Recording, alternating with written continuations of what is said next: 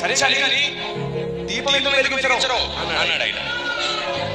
మీరు దీపాన్ని నూనె వెలిగిస్తే ఆరిపోతుంది. కానీ దేవుడు అన్నాడు ఎప్పటికీ ఆరిపోయే దీపాన్ని వెలిగించమని. అందుకే మనుషులను దేవుడు జ్ఞానం పోసి వెలిగిస్తున్నాం. వాళ్ళు చనిపోయే వరకు అనేకలు వెలిగిస్తూనే ఉంటారు ఆరిపోని దీపాలు ఇవి. నూనె పోసిన దీపాలను పాత నిబంధన కాలంలో కూడా వెలిగించారు. దేవుడు అన్నాడు బాబు అలా నీడ మాత్రమే అసలు ఇది పరిచర్య మనుషులు వెలిగించాడు అన్నాడు. అందుకైతే మీరు అగరత్తులు ఎందుకు ఇవ్వరు అన్నాడు ఆయన. నేను అన్నాను అగరత్తులు వెలిగించిన కొద్దిసేపటికి బోర్డైపోతాయి, కానీ మా జీవస్తుతి సజీవమైన దేవుని పాదాల దగ్గరికి చేరుతుంది. ఈ పొగ గాలికి కొట్టుకుపోతుంది, మా స్థుతి డైరెక్ట్ గా ఆయన పాదాల దగ్గరికి వెళ్తుంది. మాకు అగరత్తులతో సంబంధం లేదు, జీవస్థుతి మా నోటికి అందింది అన్నాడు.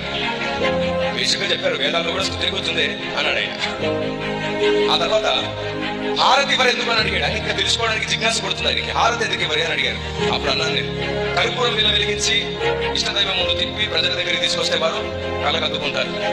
హారతిని అద్దుకుంటే దీవించబడతారో లేదో నాకు తెలియదు, కానీ మా బ్రతుకులను సజీవ యాగముగా సమర్పించి వేదికల మీద మేము కరిగి విరిగి ప్రజల మీద చెయ్యుంచుతుంటే ప్రజలు దీవించబడుతున్నారు, వారి బ్రతుకులు మారుతున్నాయి, వారి ఆలోచన మారుతుంది. మా బ్రతికే దేవునికి హారతి, కాబట్టి మేము హారతి పట్టేది మా బ్రతికే హారతి. హారతి కంటే గొప్పలు వచ్చేసింది, నీడ పోయింది, అసలు వచ్చేసింది. మరి పువ్వుల సంగతి ఏమిటి? పువ్వులు కూడా ఎవరేంటి గౌరవంగా పువ్వులను సమర్పించవచ్చు కదా. పువ్వులు వాడిపోతాయి, గాలి కొట్టుకుపోతాయి, సువాసన అప్పటికే వెళ్ళిపోతుంది. కానీ మా సాక్ష్యం పరిమళ సువాసన వలె వెదజల్లబడుతూనే ఉంటుంది. సాక్ష్యమే పువ్వుల సమర్పణ అని అన్ని చెబుతుంటే లేచన్నాడు మహానుభావ. ఈనాటి వివేకానందలాగా ఉన్నావు నువ్వు, క్రైస్తవ వివేకానంద అన్నాడు ఆయన. వాళ్ళు బిరుదులు బాగా ఇస్తారు సుమి.